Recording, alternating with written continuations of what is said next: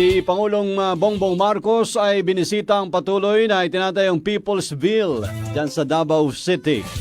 Katropa natin sa balita, Jobet Espanyol ng XFM Davao.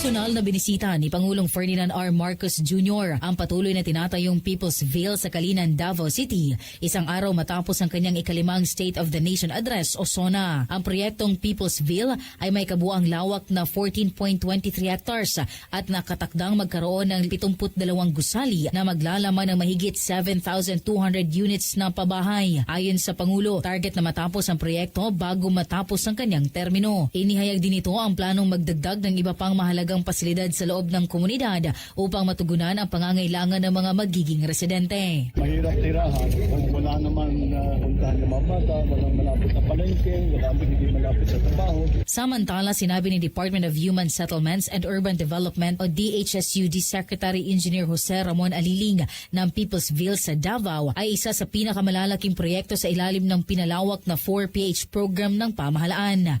Dagdag pa ng kalihim, pinag-aaralan na rin ng ahensya ang mga mungkahi ni Pangulong Marcos hinggil sa mga karagdagang pasilidad na kinakailangan ng komunidad. Una-una, nung pagbisita niya kanina, napansin niya na umikot siya marami mga bata.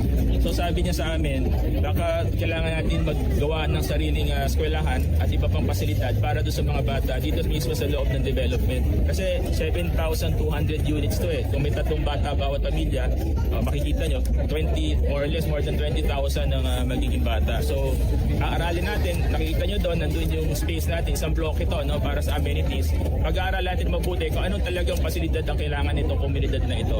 Sa kasalukuyan, may 42 pang 5 palapag na gusali ang nakatakdang itayo. Samantala, nagsimula na rin tirhan ng mga benepisyaryo ang mga natapos na housing units. Ayon sa mga residente, malaking tulong ang proyekto dahil bukod sa komportable at ligtas sa mga unit, abot kaya rin ang buwan ng amortisasyon.